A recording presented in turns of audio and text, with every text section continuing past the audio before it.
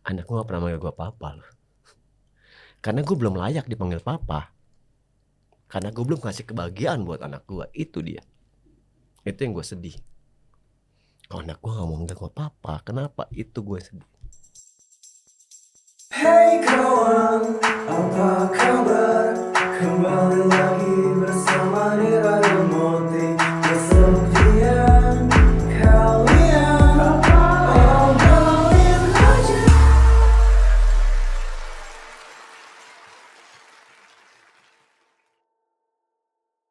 Hai Sobat Nadir, balik lagi ke Nadir Podcast, gue Rira. Di podcast ini kita akan mendengarkan pengalaman kesepian, lost point, dan cara mereka melewatinya. Nah, di episode hari ini, aku nih bakal ngobrol-ngobrol lagi sama, pasti kalian sih Sobat Nadir yang udah dari awal nonton Nadir pasti udah tahu nih siapa. Langsung aja kita sambut Kak Alex. Oke, terima kasih Rira. Apa kabar? Sehat selalu ya? Halo Kak Alex. Ya kalau misalnya dibilang ini adalah kedua kali gue datang Betul. buat narsum, jadi di narsumnya buat Betul. Nadir Podcast. Dan Jadi ini part 2-nya ya. oh ya, part 2-nya. Dari part awalnya gue banyak cerita tentang, nanti adalah pokoknya part 2-nya. Oh, gue Gimana? kenalin diri gue lagi sih dulu. Tar dulu. Aku mau nanya dulu dong sedikit Apa nih. tuh, apa tuh, apa Yang di tuh? part 1 tuh Kak Alex cerita apa aja tuh? Gue cerita tentang gabutnya gue, dan gue bisa bawa move on dari masa lalu gue macam itu. Dan di sini part 2 gue akan lebih mengembangkan lagi. Dan setelah dari Nadir Podcast yang itu, ternyata banyak perubahan buat hidup gue. Itulah hebatnya Nadir Podcast. Tepuk tangan buat Nadir Podcast. Oke. Boleh dong Kak, perkenalin dirinya dulu nih. Oke, Biar sobat. nama gue Alextronic, biasa dipanggil Alex. Kalau nama KTP Alexander Theodosius Ibrahim. Dan gue adalah seniman tato di Mas Berto Kingdom. Mas Berto Kingdom itu adalah kerajaan masyarakat bertato, yang slogannya adalah kerajaan tanpa raja. Jadi tidak ada yang mengurus, tidak ada raja segala macam. Semua rata di situ. Dari situ sampai sekarang gue bekerja semenjak dari podcast, gue kerja di situ. Ya, sampai sekarang nih ketemu lagi sama Rira, lagi sama anak-anak semua, no, kameramen gue Dodi, Moti, gitu. Jadi sekarang kesibukannya Kak Alex nih untuk Mas Berto tuh cuma tato aja? Enggak, gue nato sama ngedesain baju buat baju-baju Mas Berto. Gue juga ngedesain juga, sama gue ada sedikit bantuin anak-anak sablon. Wih. Kayak buat ngepresnya, steamnya, buat packaging ya, kalau macam gue yang urus semuanya gitu loh. Sedikit tapi mengasihkan, tapi itu ya puji Tuhan, itu yang dari sedikit gue bisa jadi nabung juga gitu loh. Oh iya, Kak Alex nih nato itu hobi atau gimana? Sebenarnya bukan hobi juga, karena kan gue emang hobi gambar juga. Tapi itu adalah tujuan gue untuk sebagai menjadi seorang seniman tato. Itu tujuan gue, karena dulu gue sampai sekarang pun juga, dulu gue acara ISC pertama itu di mana, Carboto Spring apa, gue kan MC-in situ kan. Dan gue sempat cuap-cuap gaji tukang tato itu ngalahin gaji S3. Kita cuma duduk 1 jam 3 jam, kita bisa ngasilin 4-5 juta. Semua pasien tato gue pada hilang, cuma jadi tukang tato. Karena tahu Sialan. faktanya ya. Iya, dan itu bener, dan itu terbukti. Ada teman gue juga dibilang, itu omongan lo Lex, masih terbukti semuanya. Akhirnya semua jadi tukang tato, jadi seniman tato gitu. Ya itulah. Kesulitan pada saat nato tuh apa aja sih Kak? Kalau boleh tahu. Mood. Mood. Semua lah kerja mood. Kalau kita seniman kan, kalau kita nggak mood juga nggak dapet. Iya betul. Bikin lagu pun apa, kalau nggak mood juga nggak dapet gitu macam. Berarti hal yang paling sulit pada saat nato itu untuk cari moodnya. Tapi inspirasi kan kalau juga ya. Dan gue juga bukan sebagai seniman tato juga, gue sebagai seorang, ya dibilangnya komedian juga lah, host juga lah. Itulah hebatnya komedian tuh, bisa nutupin rasa. Nutupin rasa apa tuh Kak? Rasa sakit atau kecewanya atau apa. Misalnya lo kayak misalnya lagi host gini, misalnya lo punya cowok, lo berantem, mood lo hilang kan? Bisa jadi bisa enggak, tergantung profesionalisme. Ya sih. itu makanya profesionalisme itu yang kita tuntut kerja itu gitu.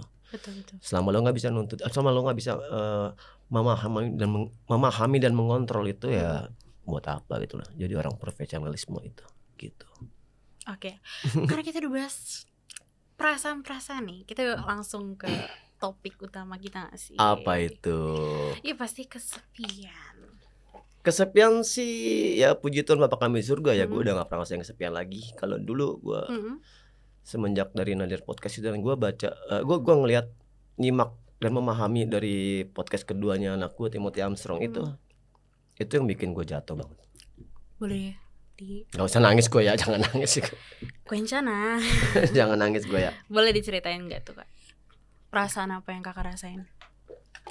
Keterpurukan gue sebagai orang tua yang bodoh, Kenapa kakak bisa merasa yang gak bisa membagikan anak gue, memahami atau mensejahterakan anak gue. Sampai sekarang pun gak kuliah dan akhirnya harus kerja segala macam deh. Dan sekarang menjadi seorang seniman dan udah bikin musik di Spotify. Kalau ada yang mau denger, Spotify anak gue ada 3 apa 4 lagu sih di Spotify-nya. Klik aja Moti itu anak gue yang berkarya. Anak gue yang berkarya, dan itu gue benar-benar, dia bilang nih lagu bukan ini lagu banyak buat tentang gue sebenarnya, tentang sebagai seorang anak yang nggak punya, maaf kata, nggak punya orang tua gitu loh. Emaknya nggak tahu kemana, bapaknya tukang mabok segala macam kan, nggak peduli sama dia segala macam. Dan sampai gue aja tahu-tahu dia udah gede gini gitu. perasaan kakak melewati masa-masa? Sedih lah gue, banyak ngobrol, kadang juga nangis juga karena kok gue seburuk itu jadi bapak gitu loh. Nggak keren banget. Hidup kan cuma keren kalau lo bisa ngebagian orang-orang yang lo sayangin, lo cintai, nyokap lo, anak lo gitu. Kalau lo nggak, ya berarti lo nggak bakal keren. Dan gue nggak keren, gue nggak bisa bagian anak gue sama nyokap gue. Itu doang sih. Tapi kita terus belajar. Tapi udah banyak perubahan. Ya puji Tuhan, gue udah banyak belajar perubahan juga, karena yang dituntut sama nyokap gue sama anakku cuma adalah satu, berhenti alkohol. Itu doang. Simple ya. Sesimpel itu, berhenti alkohol. Karena di alkohol itu gue gak bisa ngontrol semuanya, dan berantakan semuanya. Di kerjaan gue juga, makanya gue kerjaan di Masberto Kingdom itu banyak peran penting juga. Apa Buat aja tuh? kehidupan gue. Kayak misalnya kalau kita mau minum, Alex tidak boleh minum dari pagi sampai sore, nggak ada. Nanti setelah Isya baru kita minum bareng. Setelah Isya, setelah anak-anak pada sholat semua, itu kalau minum jam 12 tank bubar tidur, jam 6 harus kerja lagi. Itu konsep kita gitu, harus kerja lagi. Apapun hasilnya, lo mau tidur, lo mabok sampai jam 2, jam 3, jam 4, jam 5 segala macam, bodo amat. Yang penting jam 6 harus nongolin sini, kerja lagi, kegiatan lagi semuanya. Itu dibikin kayak gitu. Itu di Masberto Kingdom. Sorry, mau balik lagi nih kak. Nggak ada Apa? tisu nih. Ade. Gue belum pernah, gue biasanya bikin nangis narsum gue mulu, sekarang jadi gue yang nangis. Apa? Sorry. Apakah kehilangan momen itu, dan setelah kakak mendengar pernyataan dari anak kakak, itu merupakan lowest point kakak? Ya, poin terberat gue itu. Gila, gue nggak bisa. Gue nggak pernah lihat dia. Gue cuma sekali ngeliat dia adalah dia bukan nyebut nama pertama yang disebut bukan papa atau mama, Caca. Itu anjing kita. Karena yang jagain dari kecil tuh Caca. Jadi nama pertama yang bukan disebut bukan mama atau papa, Caca. Itu. Gimana pak perasaannya pas denger pertama kali? Takjub, anak gue bisa nyebut, cuman kok bukan mama bukan papa, Caca, anjing gue dulu. Dan sampai sekarang pun ya, dia tidak pernah menyebut nama gue papa. Nggak pernah kan lu nyebut nama gue papa, nggak pernah. Tapi Karena gue juga anggap dia kayak sahabat gue, teman gue gitu. Gue nggak, itu is okay, nggak apa-apa. Cuman kadang sedih juga ngeliat anak gue nggak pernah manggil gue papa loh. Karena gue belum layak dipanggil papa. Karena gue belum ngasih kebahagiaan buat anak gue. Itu dia. Itu yang gue sedih. Kalau anak gue gak mau manggil gue papa, kenapa? Itu gue sedih. Ini jadi benar-benar nadir nih kayak ini. Ya gitulah pokoknya dah. Ini gak seru jadi gue yang nangis dah. Biasanya gue nangisin narsum mulu, sekarang jadi gue yang nangis dah. sekarang aku hostnya. Aku pernah hostin kamu juga loh. Betul, aku pernah di-hostin sama Kalex waktu itu di part 1, di episode 14. Sekarang Part 1 gantian nih, aku yang nge-hostin Kalex. Part 1 saya tuh WL dulu. WL aja nggak bikin saya nangis. Tapi nih kak, sorry, kan kakak ngerasa kecewa, Ya, sama diri sendiri. tapi kakak selain alasan karena diri sendiri, ada gak sih yang kakak coba capai? Pencapaian semua adalah jalan flowing, ngalir. Kalau kita nggak lakukan juga percuma. Pencapaian saya adalah nanti membahagiakan anak saya, lancar cara sama mama saya sih. Karena kan bokap udah nggak ada kan. Itu doang sih tujuan hidup saya untuk mencapai membahagiakan anak dan mama saya deh. Pencapaian dari sekarang udah berusaha kayak ngurangin minum segala macam, mengontrol. Kalau langsung totally berhenti itu tidak bisa. Karena kan saya pernah direhab dan tidak bisa, pasti mati. Betul. Bukan mati gimana, pasti sakit yang ada di ini kita, imun kita hilang, mati pastinya. Ini totally saya juga saya belum tidur, cuma tidur sebentar datang ke sini kemarin habis minum alkohol dan saya karena saya punya janji dengan Nadir Podcast dengan kalian semuanya, saya harus kuat itu. Padahal badan lagi lemas banget, cuman ya udah saya harus kuat, saya datang. Itu kan motivasi. Balik lagi ke yang awal nih. Kesepian, kakak bilang kakak sekarang udah gak ngerasain kesepian, ya kan? Yap. Tapi dulu gimana tuh kak? Dulu kesepian saya adalah gini. Dulu gue juga ngerasain bucin, namanya bucin kan? Oke. Paham. 3,5 tahun pacaran, 7 tahun pacaran segala macam, terus ditinggalin segala macam, nyayat badan, self harm lah, nyayat badan sampai akhirnya gue temuin tato, ya akhirnya badan gue fullin tato aja. Jadi kalau setiap gue nyayat nggak kelihatan. Dulu saya kayak gitu, nyayat badan kalau berantem itu aneh banget benar. Dan percobaan bunuh diri juga berapa kali saya coba bunuh diri tapi tidak berhasil karena Tuhan Yesus masih sayang sama saya, tidak dikasih mati saya. Itu aneh, hal goblok. Kenapa lu nggak hargain diri lo sendiri gitu loh. Yang kesedihan itu loh, kesepian gue adalah yang gitu karena gue terlalu bucin. Akhirnya gue bangun dan sekarang gue udah punya puji Tuhan, kalau misalnya bisa terus juga gue ada seseorang yang lagi dampingin gue juga, yang mencintai anak dan ibu gue juga sama keluarga gue juga gitu. Itu yang bikin gue jadi penyemangat hidup gue juga gitu. Jadi Lex, lu udah gak sepian lagi. Ini ada gue dan ada satu God, Tuhan Yesus itu. Dan gue udah gak merasa kesepian lagi. Gue punya anaknya bisa pandai bernyanyi. Tuh. Tapi jangan ngopi mulu. Gak apa-apa, kan itu juga self reward. Enggak, cuman itu kan bisa, saya tapi sehari iya. sekali-sekali Kan karena dia punya penyakit GERD-nya itu kan. Betul. Diimbangin juga sama makannya, pola hidupnya. Itu betul. Pola hidupnya. Begadang mulu, no. Jadi curhat. Begadang mulu, Nora. Omelin ntar dia. Begadang. Ayo lo gitu. Apa lagi tanya? Tapi dari segala yang udah kakak lewatin nih, dari part 1 udah 2 tahun loh. 2 tahun ya, 2 tahun lewatin. Dan perkembangan dari pas gue terakhir, bukan pas awal gue Nadir Podcast itu ya banyak merubah kehidupan gue. Akhirnya jadi gue berpikir. Apa aja tuh yang dipikirin sampai bisa jadi lebih baik? Banyak gue pikirin, gue harus berubah. Kan hidup manusia harus berubah. Karena Betul. hidup kan cuma sekali gitu. Betul. Itu cuma sekali. Lo kalau nggak berubah lo jadi tolol aja terus. Namanya tadi kan gue bilang, kalau lo bukan orang keren, kalau lo nggak bisa bagian orang-orang yang lu cintain yang ada di sekitar lo paling nggak lo nyokap sama anak lo lah, itu nggak bakal keren. Peduli apa lo orang, kalau lo nggak bisa bagian keluarga lo juga macam itu nggak keren gitu. Dan gue harus lakukan itu, dan itu gue rubah pelan-pelan, gue rubah juga. Dan tapi dari kakak sendiri, kakak udah bahagia belum? Bahagia dalam apa nih? Bahagia tuh banyak loh. Bahagiain diri kakak sendiri. Kalau gue sih sekarang udah bilang bahagia.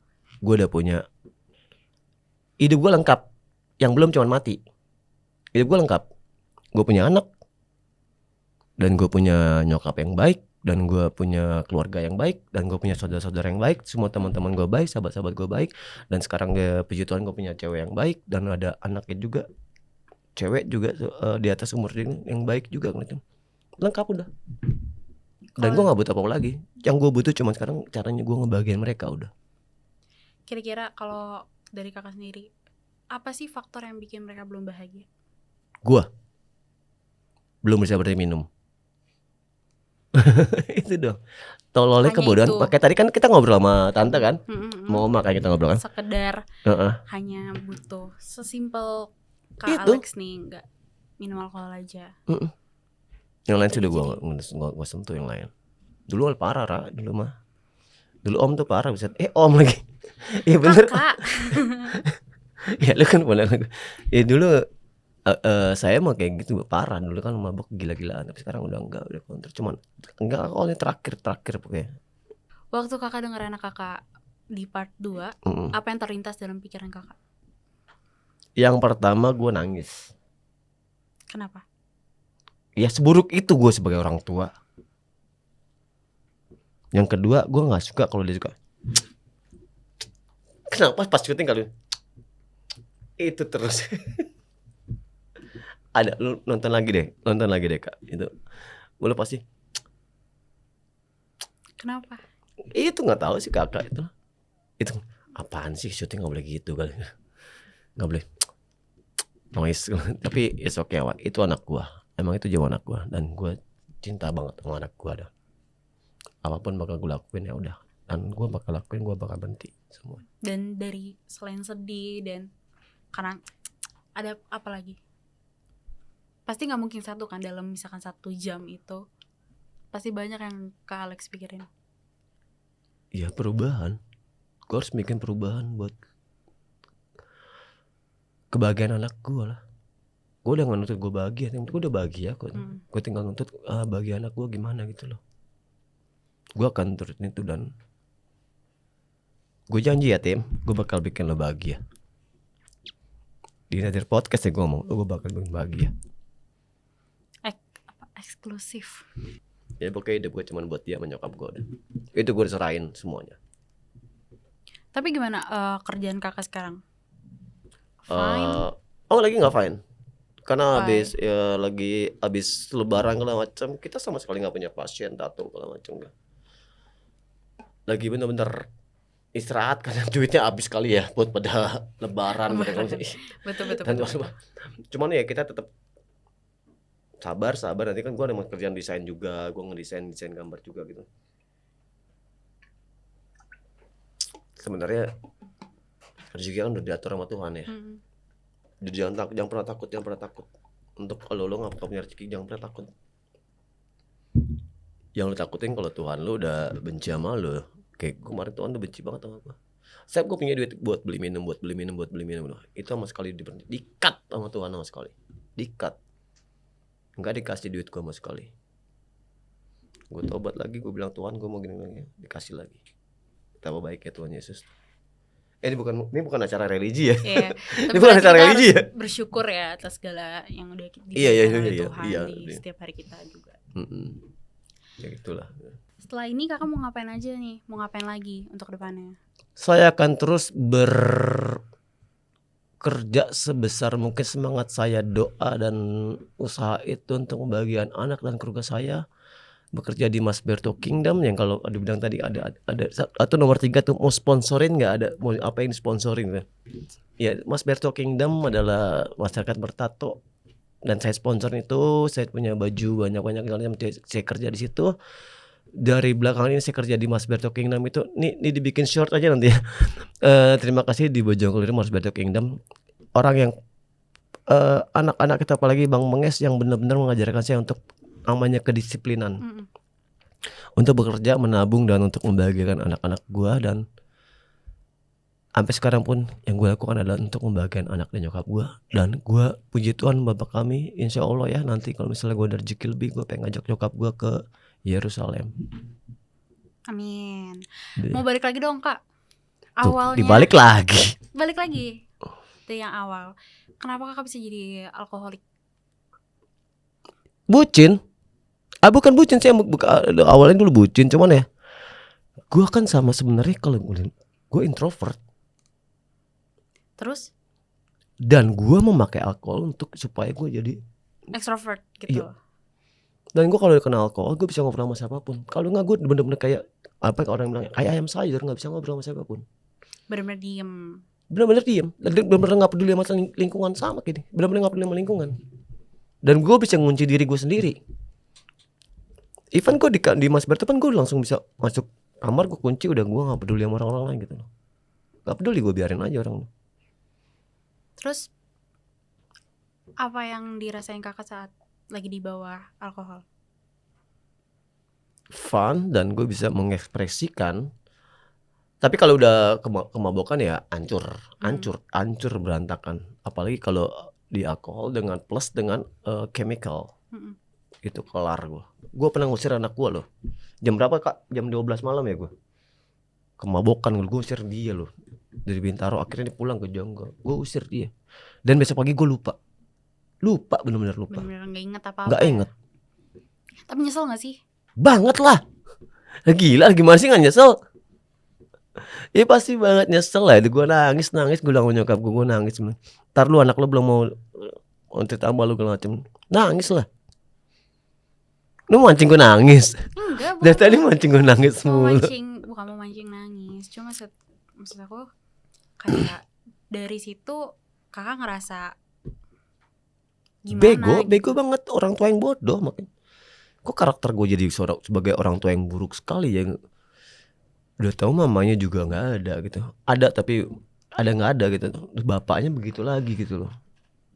Itu lagi kita tinggal bareng di Bintaro dan gue usir, gue mabok obat, gue usir bisa. Itu gue nggak tahu, lost control. Dan gue nggak tahu. Paginya Gavin yang kabarin sama Jack, lu gila lu marah-marah sama anak lu usir anak lu. Masa lu? Sama Joni lu, gue nggak tahu. Tapi lupa. pernah gak sih minta maaf sama anak? Minta maaf, langsung minta maaf. Kakak, aku minta maaf sama kamu kalau aku sering bikin salah sama kamu. Saya sering minta maaf dong. Orang yang bijak adalah orang yang berani minta maaf. Dengan kesalahan apapun minta maaf. Seberapa pengaruh alkohol dalam hidup kakak? Ini dia yang gak usah jawab. Besar. Tapi ya gue mau coba mulai menghilangin juga. Besar. Dan ini aja alkohol. Kenapa besar? Karena gue gak pede. Dan padahal dulu gue sebelum kenal alkohol gue pede-pede aja. Apapun gue pede-pede. Cuman ya mulai sekarang gue jadi. Iya dengan gak pede gue adalah. Iya gue jadi down, turun segala macam kerjaan, turun segala macam. Jadi gak pede. Jadi pelarian. Sebenarnya bukan pelarian sih. Terus? Tapi kalau gue bilang pelarian, ini denger ya. Pelari manapun juga pasti ada buat berhentinya. Buat minum air putihnya, ada berhenti, ada finishnya. Nanti juga ada finishnya. Tapi sebelum gue mati, tahu finish dulu, berhenti dulu segala macam. Gue bagian anak gue dan nyokap gue segala macam. Itu udah berhentinya. Jadi menurut kakak apa yang akan terjadi kalau mungkin kalau kakak tidak pernah menjadi alkoholik? Yang terjadi adalah Iya. adalah gue tidak punya banyak teman. Terus? Dan gue paling jadi seorang penulis atau yang introvert itu paling. Dan gue tidak suka dengan kayak gitu dong. Kenapa nggak suka? Ya gue nggak berani karena introvert. Gue gitu bikin. Apa yang bikin kakak nggak berani? Kepekaan gue aja bisa baca lu lagi sedih segala macam, terlalu peka kan. Pas gue overdosis mati segala macam kan gue dikasih kepekaan gitu. Itu malas, kalau sendiri tuh malas, banyak yang bayang-bayang. Saya kalau nggak tidur nggak kenal alkohol, itu nggak bisa tidur. Itu benar-benar mikir semua tek. Besok mau harus begini. Nah, ini tadi besok syuting harus begini. Nggak tidur. Mikir terus, otak tuh mikir terus, nggak ada berhentinya, putus berhenti, mikir terus. Itu overthinking ya masuknya? Yap, bisa dibilang overthinking. Karena ketakutan, takut nanti gue salah lagi nih, apa salah lagi, jadi ya salah mulu. Kan kakak kalau misalkan nggak alkoholik itu kan akan jadi overthinking segala macam. Maksud aku tuh rasa takut seperti apa sih sampai nekat untuk menjadi alkoholik? Sebenarnya bukan rasa takut. Kalau alkoholik itu ada maksudnya semua hal yang tidak mengimbangi atau apapun di larangan Indonesia, apapun di luar juga apapun juga itu. Kalau misalnya kalian adalah menyeleweng, apa maksudnya? Menyalahgunakan apapun itu. Alkohol juga sebenarnya itu alkohol bagus. Di luar negeri pun alkohol juga bagus dikonsum, tapi sesuai takaran. Apapun obat-obatan juga yang ada salapnya adalah ya gue lebih satu hari bisa 3 botol intisari. Itu gue 3 botol intisari itu menyalahgunakan. Terlalu Dan- banyak ya. Dan udah lost control dan gue bisa ngaco segala macem. Tiap hari berantem sama ya maaf ya sama cewek gue kalau tiap hari bisa apapun bisa gue. Itu karena udah penyalahgunaan, udah bukan otak kita lagi, udah yang kerja alkohol itu ngaco. Kan aku kenal Dapat Om Alex kan, waktu- dapat bareng-bareng dapat jawab. Iya. Kan waktu itu aku kenal Om Alex. Om Alex waktu itu lagi masih jadi pencandu alkohol kan. Sebelum itu, Kak Alex orangnya gimana sih? Diam banget. Diem tapi melakukan sesuatu atau diem ya udah. Diam ya, gitu. diam sebagai anak-anak introvert sama kayak kakak Moti, dia diam, pendiam banget. Emang Pasti kan kenapa? ada perbedaannya antara Moti dan Kak Alex. Iya, ada perbedaan gue ada kalau gue diam, tapi kalau misalnya sama Moti juga. Emang kalau Moti kamu pikir diam? Kalau dia udah ketemu teman-teman yang udah sealir sama dia, dia bakal bawel banget sama kayak gue, karena udah nyambung. Tapi kalau lingkungan baru segala macem, dia cuma diam aja udah. Cuma Tapi diam. positifnya apa? Posisinya bagus lah, kita nggak ngomong panjang lebar, jangan salah ngomong segala macam. Kalau salah ngomong kita tampol nanti. Positifnya adalah bagus. Kita harus diam. Kita liatin orang aja, kita nilai orang aja gitu, nggak usah banyak ngomong, udah diam. Itu orang bijak kayak gitu, cuma diam aja ngeliatin. Tapi pada saat kakak di titik terendah, kakak pernah suicide gak sih? Iya kan udah pernah bunuh diri, kita udah bilang bunuh diri, Iya, lompat dari maksud lantai 3. aku, suicide itu seperti apa? Apakah Lompat dari lantai 3 di tapi Bandung. sampai jatuh? Jatuh patah kaki, tapi nggak mati. Bantu Tuhan Yesus kan sayang sama gue, nggak mati, Ra. Itu perasaannya gimana? Iya nggak tahu, alkohol, Gak bisa kan narkoba setelah semua. bangun sadar dari alkohol itu, perasaannya seperti apa? Kacau kah? Jatuh nih. Jatuh nih kan? Jatuh. Udah dibawa ke rumah sakit dong. Enggak. Diapain? Jatuh. Teman-teman pada turun dari lantai 3 turun dong. Heeh. Alex matiin. Gua prank. Udah gak dibawa ke dokter atau Diangkat, bangun, kaki gua patah, tangan patah. Udah sampai pagi pun nggak diangkat. Terus kita jalan dari jalan veteran Hotel Bungsu di Bandung. Hotel Bungsu udah jalan habis jalan nemuin lagi, ternyata depannya ada pemeriksaan. Kita nemu ganja. Dan saya bakar lagi sambil jalan, saya bakar lagi sambil dipincang-pincang, saya bakar ganja itu sampai ke Bandung Indah Plaza. Dari situ saya balik naik 48 nih, nggak tahu 48 itu di. enggak sih, nggak tahu. Itu taksi zaman dulu, kita harus nyewa taksi 48 udah gue sewa balik ke Jakarta. Dan sampai Jakarta, bapak gue langsung periksa gue segala macem. Ternyata di kantong celana gue tuh banyak obat-obatan. Kepikiran gak sih apa yang dibikinin sama orang? Nggak ada. Gue nggak ada kepikiran. Kalau sekarang Sedih lah, sama kayak gue mikir gue bisa ini sedih. Namanya orang tua sedih pasti, Ra. Namanya orang tua pasti sedih karena ya tadi gue bilang aja, gue aja bokap pun cuma cerita, anjing kok bisa, gue nggak bisa ngasih lo bisa begini nggak bisa ngontrol lo segala macam. Bukan salah lo, Dad. Salah gua, anak lo yang bejat, gue. Salah gua, anak lo yang bejat, gua apa segala macam gitu. Tapi percaya nggak, gue pernah kuliah dapat IP 3,8. jurusan apa tuh kak? Advertising di TKP ada dalam 3,8. Aslinya dulu 0,0. Jadi dulu gue kuliah di TKP. Dibilang bolos ya nggak apa-apa sama teman gue. Dapat lah semester pertama 0,0. Bokap gue mau biayain lagi dong. Akhirnya nyokap sama gue yang jual skateboard, gitar segala macem buat kita supaya kuliah segala macem. Gue dapet 3,8 IP gue. Ini ketiga, semester 3 3,6. Nggak dibayarin juga sama bokap. Sampai akhirnya 3,2 cabut gue. Nggak bisa, semester 3 nggak bisa, makanya nggak dapet D3. Nggak bisa udah. Karena bokap gue masih nggak percaya sama gue, karena banyak bokap juga salah satu orang yang kalau dia nggak percaya udah. Karena dia dulu pernah disakitin sama abang gue juga. Jadi ada trauma tersendiri ya? Yap, ada trauma sendiri. Dia bilang abang gue kuliah di sini nggak tahu ngeri, ya traumanya ujungnya ke gue. Itu loh. Makanya disaksiin ke gue dulu. Semua dulu gue pernah dibully juga sama keluarga gue. Kenapa tuh? Dulu gue anak paling kecil dibully macam. Lo tahu dartboard? Dart. Gue ditancep-tancepin. Oh iya, oke. Sama abang empok gue nancep. Jangan nangis lu. Bokap nyokap gue datang, gue nancep gitu. Gue nangis lah. Bokap gue cuma nangis mulu nih. Ini pisau nih. Lu mati aja kalau mau mati.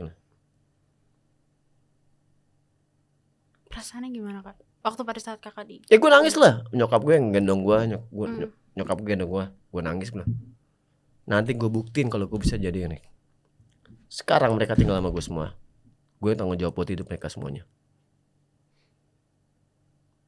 Gue 16 tahun gue udah cabut dari rumah, ninggalin mereka semuanya.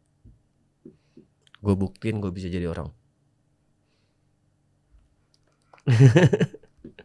Dulu gue dibully gak apa-apa, tapi gue gak pernah benci kalian semuanya. Karena kalian adalah keluarga saya. Gue gak pernah benci. Gue gak ada dendam. Apa motivasi kakak untuk tetap hidup? Nyokap. 2 orang itu yang bikin gue harus tetap hidup. Sama janji gue sama bokap almarhum buat bagian mereka.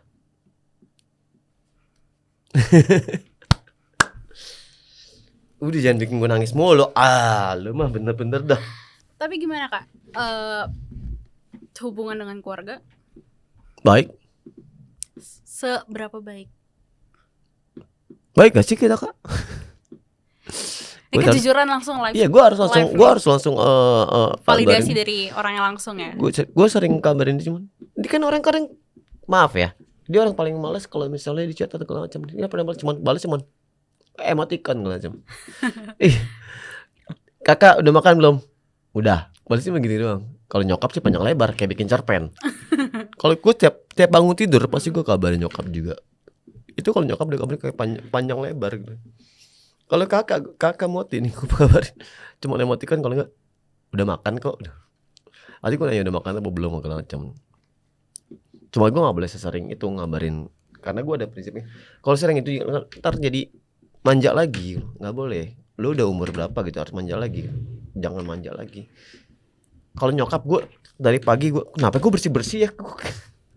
Iya ya, lama-lama nih jadi ini. Gue OCD tanya.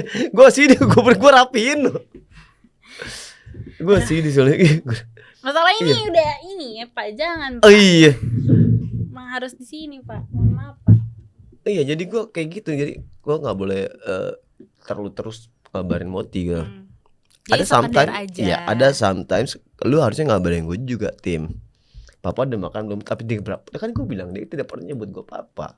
Sampai sekarang pun tidak pernah nyebut gue papa. Itu unik anak gue. Keren kan? Keren kan? Hebat.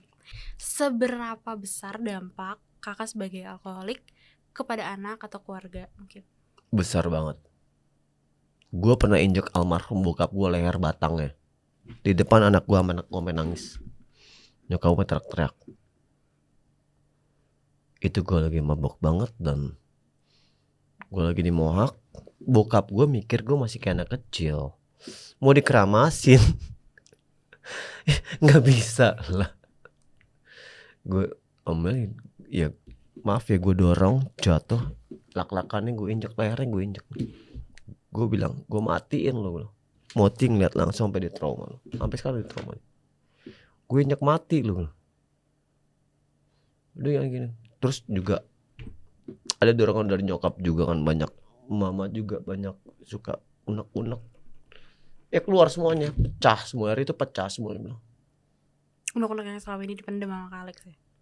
Unek-unek nyokap yang dipendam ceritain sama gue, unek-unek ke bokap. Pada saat itu? Unek-unek ke bokap, akhirnya gue buka semua ke rumah mama gue. Udah pecah semuanya lah. Efeknya? Nangis, efeknya nyokap nangis kan, dia nangis juga. Iya, trauma. Bokap juga. Besoknya bokap kan cabut, pindah di rumah yang sebelah gitu. Besok gue minta maaf sama bokap, nangis gue sujud di dengkulnya, sujud. Bokap cuma nanya, kenapa lu? Kenapa? Gue minta maaf lah, lu kenapa? Masih aja gue sombong, masih aja. Lu kenapa ini nyokap lu gini? Ya udah. Ya gue minta maaf udah macam udah. sebesar hati mungkin gue minta maaf. Gila kalau nggak kelar tuh. Balik lagi nih ke tadi bagian OCD. Iya, ini gue adalah ini. Tanya kakak mau. Kenapa bisa OCD itu Kak? Kalau Gue nggak suka ngeliat sesuatu yang kotor segala macem. Dan di Mas Berto, tahu nggak di Mas Berto tidak ada boleh buang puntung rokok sembarangan apapun, nggak ada. Semua. harus bersih ya. Bersih. Nanti kalau Rira nanti aku ajak ke sana kan papa udah pernah. Nanti kita aja. Tidak ada yang namanya puntung rokok, semua bersih dan diatur ditata baik-baik. Nggak, maksudnya aku dari awalnya OCD itu bisa tahu kalau merasa OCD itu gimana? Apapun gue nggak pernah suka dan Dari kecil. dan bukan dari kecil, dari pas gue abis overdose itu. Dan gue tidak suka. Tahun berapa tuh overdosis? Gue tidak pernah karena bokap ngajarin Lex, kalau lo buta tiba-tiba lu nggak bisa ambil barang lo di mana, makanya lo harus belajar kalau ambil barang taruh di tempatnya Lagi. iya, taruh tempatnya lagi gitu. Itu gue terus terapin. Bokap tuh yang paling terus terapin semuanya, bokap. Jadi gue nggak bisa aja ambil barang taruh lagi tempatnya udah gitu. Dan itu bikin gue OCD. Dan gue nggak suka ngeliat kotor-kotor. Apapun gue bersihin, ini juga bersihin. Apapun gue bersihin. Gue abis makan di mana pun gue bersihin segala macam. Sorry, kan tadi kakak awal merasa OCD itu pada saat setelah kakak overdosis. Nah itu tahun berapa Kak? 97. Wow. 97 gue overdosis di Ongkomulyo. Itu Putau dan segala macamnya. Udah lama banget dong berarti. Tapi udah cek ke dokter atau baru firasat aja? Maksudnya? Udah cek ke dokter kalau kakak OCD beneran? Udah ada surat dokter kalau kakak OCD atau? Udah. Saya ada surat HIV, saya surat OCD, kalau saya surat kuning, saya bisa beli obat-obatan yang chemical kan, saya bisa beli gratis di apotek kan, saya bisa, tapi saya nggak beli. Tapi pengaruh apa aja tuh dari OCD itu? Ya baiklah, jadi bersih. Enggak, maksudnya sorry, pengaruh untuk kakak mungkin kalau misalkan ngelihat berantakan kakak Ngomel. Ngomel maksudnya. Kak, apaan sih kan? Dulu kan saya pernah tinggal bareng sama kita di Bintaro kan. Kakak bersihin kan. Satu saat saya tinggal dong, dia kan lagi sama dia bilang, "Kakak bersihin, buang." Kita kan merah anjing dalam. Buangin pup ya kan. Itu pas saya balik berantakan. Dia ngomel, pakai ngomel doang karena enggak suka ngeliat bidang yang kotor, nggak suka ngeliatnya, bener. Pusing gitu enggak ya tapi? Enggak, cuman nggak bisa, pengen langsung bersih. Ini makanya di Mas Berto saya juga begitu langsung, nggak bisa ngeliat yang aduh ada semut macam, sapu pel aja udah semua bersihin aja, itu OCD. Tapi lumayan ini juga ya berarti positif juga ya. Iya, Jadi kalau gue bersih bawa OCD-nya tuh lingkungan. bersih buat jadi kayak babu. Jadi kayak babu, bawa OCD-nya tuh kayak babu, bersihin gitu. Itu loh maksudnya. Jangan yang aneh-aneh. Kalau gue bawa CD-nya buat yang bersih-bersih, buat babu. Jadi bersihin semuanya, apapun. Studio pagi-pagi jam 6 gue udah bersihin.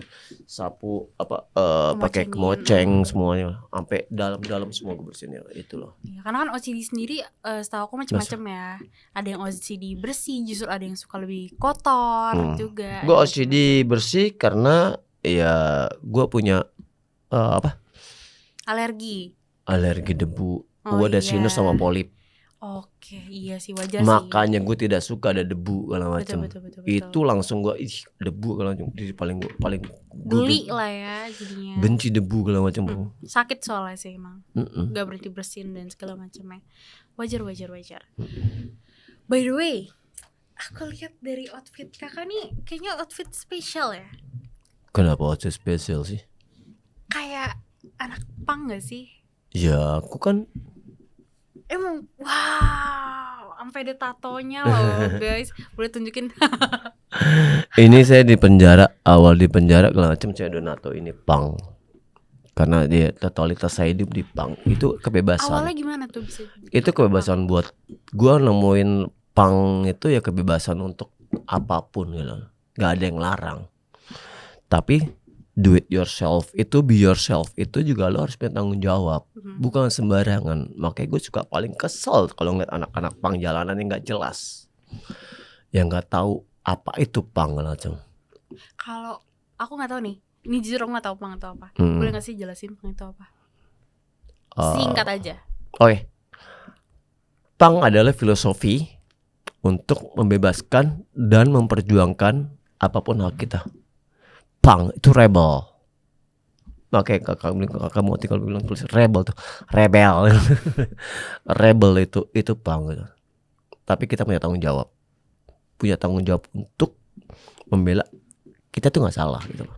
Dan semua anak-anak punk dan semua anak-anak tato piercing itu selangkah lebih maju daripada kalian tidak punya kayak gitu. Selangkah lebih maju karena mereka punya tujuan untuk duluan gue bikin anting segala macam lah. Duluan gue bikin tato segala macam. Itu selangkah lebih maju karena ada berpikir banyak untuk menjalani semua itu. Tapi ngapain aja sih selain bikin tato dan anting segala macam itu? Kalau misalnya ini gue bilang, kalau misalnya ditato, biasanya orang nato awal juga kan gue bilang, lo emang udah benar mau nato. Kalau bisa money oriented banget mah ya nato aja. Tapi kalau bukan money oriented kan tanya dulu, nih, lo mau tato bener, seumur hidup lo ini, nggak bisa dihilangin loh, bisa dihilangin dihapus pakai ini juga nggak bagus. Tapi Sakit. lo mau bener ya udah. Desainnya apa, gelannya apa gitu. Itu ada konsultasinya bu, ada konsultasinya segala macem dan itu nggak sesuai udah oke, deal baru kita nato, nggak sembarangan juga. Nah, SOP-nya tuh ada SOP-nya. Ada SOP-nya juga. Mantap Gitu loh. berarti. Tato juga bukan sembarangan ya, harus ada artinya juga nih tato kan berarti.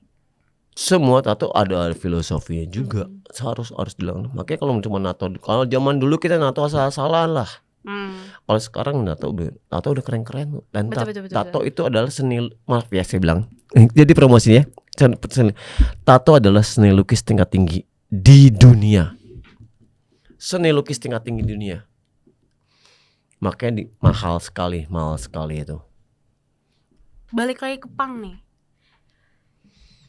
Ini aku gak tahu-tahu banget sih ya, cuma aku dapat pengen nanya aja deh ke kakak. Emang bener kak kalau anak punk itu rata-rata tidur di jalan gitu-gitu? Oh itu bukan, itu ya nggak punya tujuan. Atau tinggal di jalan gitu? Itu street punk. Tapi kakak pernah nggak? Pernah. Dia kan saya 16 tahun saya kabur dari rumah kan saya tidur jalan. ATM, BCA, Kelapa Gading manapun saya nggak punya. Saya bisa bocorin semuanya. Saya punya kuncinya semua, Kelapa Gading. Saya punya kuncinya semua. Saya bisa tidur jalan sambil ngipe. Pakai putau dulu saya. Apa tuh putau? Aku nggak tahu. Putau ada lah. Kita nyuntik segala macam. Itu balik dari narkoba. Udah, sekarang kita ngomong yang beda lagi. Oke. Terus cara kakak survive waktu dari 16 tahun itu kelanting di jalan itu gimana? Ya itu dari 16 tahun saya kan kabur segala macam, saya kabur segala macam gimana? Iya kan, makannya mungkin atau gimana? Dapat semuanya, dek, dapat semua. Kita ngamen segala macam ada semuanya kok, lengkap semuanya. Di jalanan tuh semua lengkap. Yang penting mau kerja gitu loh.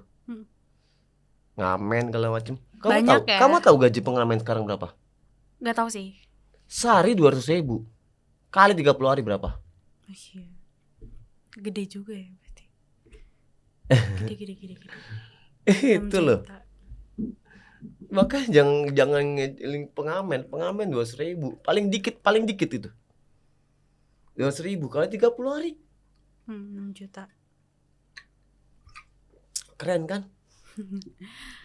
Keren, cuma aku gak tahu ya karena aku belum pernah melakukannya juga. Enggak, tapi kalau dulu zamannya aku kan belum ada itu juga. Kita cuma masih jadi benar-benar survive dari awal banget ya. Iya, makan warteg aja cuma duit berapa segala macem. Mbok-mboknya apa tuh mboknya ini tempe segala macem masukin dibayar berapa? Iya, beli colongin 1 bayar 5. Ngambil 5. Iya, beneran kayak gitu loh. Untuk survive kayak gitu beneran lu kayak gitu loh. Cuman ya itu kejadian beneran gitu. Dan itu cara bertahan hidupnya Kak Alex pada saat itu ya. Sama yang ya semua kayak gitu kok, cuma bukan mungkin gua doang kali ya temen. Cuman kayak gitu juga cara. Ya itulah anak-anak jalanan. Tapi anak jalan sekarang kan udah mulai kurang aneh, kurang ngerti juga. Make nggak jelas. Obat sekarang aneh. Udah jauh lah ya, udah nggak di era itu ya Kak Alex ya. Udah beda, makanya kan sekarang kalau ketemu kayak kemarin anak-anak pang jonggol kan tangkap bukan tangkapin apa, datangin ngobrol. ajak datangnya. Saya beliin kulele lu ngamen yang bener gak ngacem menjauh ngamen gak jelas lagi udah. Karena kenapa lu dibikin bego, lu bikin jadi pengaruh pang jadi aneh, lu gak jelas. Jadi kurang bagus. Ya image-nya jadi gak jelas dong. Betul. Padahal kan sebenarnya kalau pang itu pemuda unik namun kreatif. Oh, jadi arti pang itu pemuda Bukan unik. juga. Gimana? Maksudnya panjangannya kan? Atau gimana nih? Iya, Nih. ya simpel aja maksudnya pemuda unik namun kreatif. Itu simpelnya. Mungkin ada lebih panjang lagi. Ada. Kak, balik lagi ke tato. Apa? Kan kakak bilang tato dari atas sampai bawah semua ada tatonya kan? Ada nggak sih? Jangan salah nanti lu pengen ditato loh. Karena tato adalah kepuasan loh. Iya. Serius, tato adalah kepuasan. Lu punya tato lu kepuasan untuk hidup lu. Gue bisa tatoan lo. Iya. Jangan salah lo, nanti lu pengen pasti. Oke. Ini untuk ibu saya. Iya, karena tato tuh dia aja Moti aja pengen banget tato. Cuman gue bilang nanti nunggu mak gue mati dulu baru beli tato. Ntar dulu nih mau nanya dulu. Jadi dari atas sampai bawah ada gak sih tato yang paling berarti? Kenapa sampai bikin Gue sayang. Gimana sih? saking sayangnya ya? Banget. Nggak boleh pakai nih. Nggak apa. Jadi ekspresi diri Iya nih Moti loh. mati Jadi kecil pakai ya? topi pet dari gue kasih. Saking sayangnya sama Mati. Ya iyalah. Iya. Darah daging gue gila. Kan tadi kita udah bahas banyak hal nih, dari perubahan Kak Alex dari awal sampai pengalaman-pengalaman yang wow banget kan? Ada gak sih Kak momen paling bahagia yang kakak gak pernah bisa lupain? Gue makan sotomi sama nyokap men. Sesimpel itu ya? Itu dia paling bahagia? Iya, itu paling bahagia. Gue ngajak nyokap makan sotomi yo mah. Kakak Moti udah bangun belum? Belum bangun, ya udah kita makan. Itu sesimpel itu gue ngasih makan nyokap sotomi itu paling bahagia buat gue.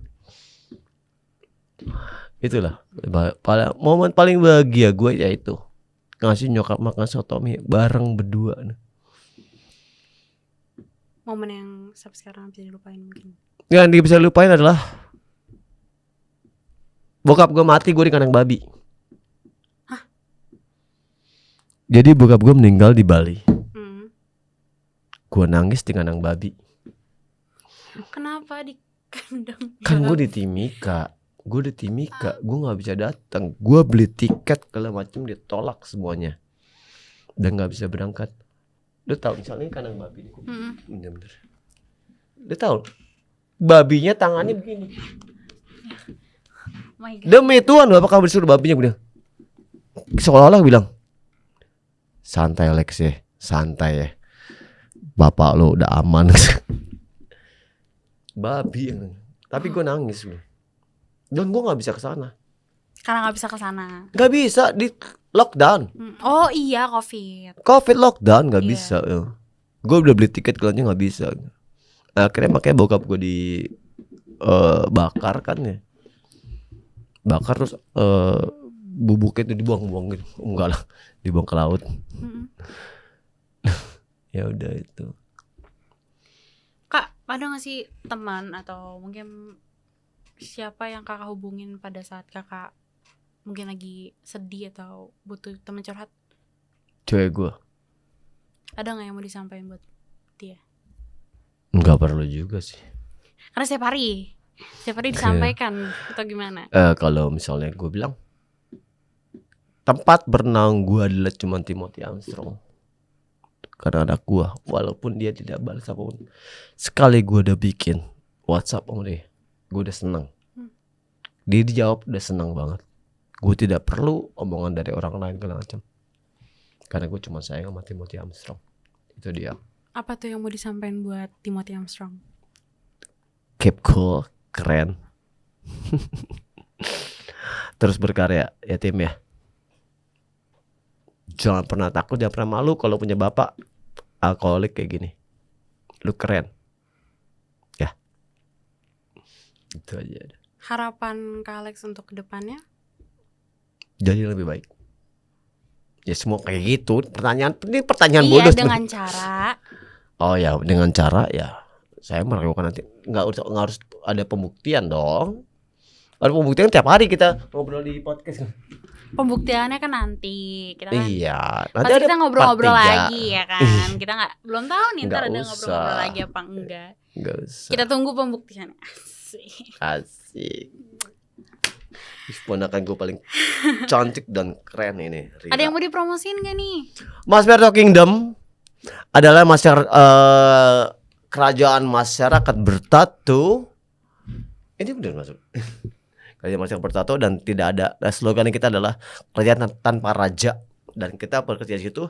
Kita ada sablon, ada tato, piercing, ada sabana, ada bakar-bakar, ada peroban segala macam. Datang satu aja buat kumpul-kumpul segala macam, dan kita semua bersilaturahmi di dalam Masberto Kingdom. Ada musola juga kalau misalnya umat muslim kan mau datang ke sana, banyak itikaf juga di sana. Silakan langsung datang aja ke Masberto Kingdom. Oke. Quotes dong. Hidup cuma sekali. Jangan hidup cuma sekali. Jangan menyesali. Apa sih gue nyanyi lupa. Padahal gue yang bikin ya. Lakukan yang terbaik, jangan kau menyesali. Hidup cuma sekali, takkan terulang lagi. Lakukan yang terbaik, gak perlu kau sesali. Makasih buat Nadir Podcast. Gua bakal terus Nadirin. Terima kasih buat Nadir Podcast. By the way, Nadir punya sesuatu nih buat Kale. Apa itu? Ini. Terima Lucu kasih buat banget Nadir Podcast. kan? Terima kasih buat Nadir Podcast. Nanti akan gue pakai terus. Wajib dipakai. Kita foto dulu gak sih? Oke.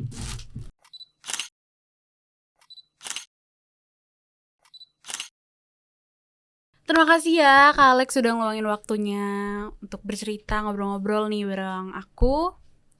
Oke Sobat Nadir, terima kasih yang telah menonton episode hari ini. Semoga bisa bermanfaat dan memotivasi kalian semua.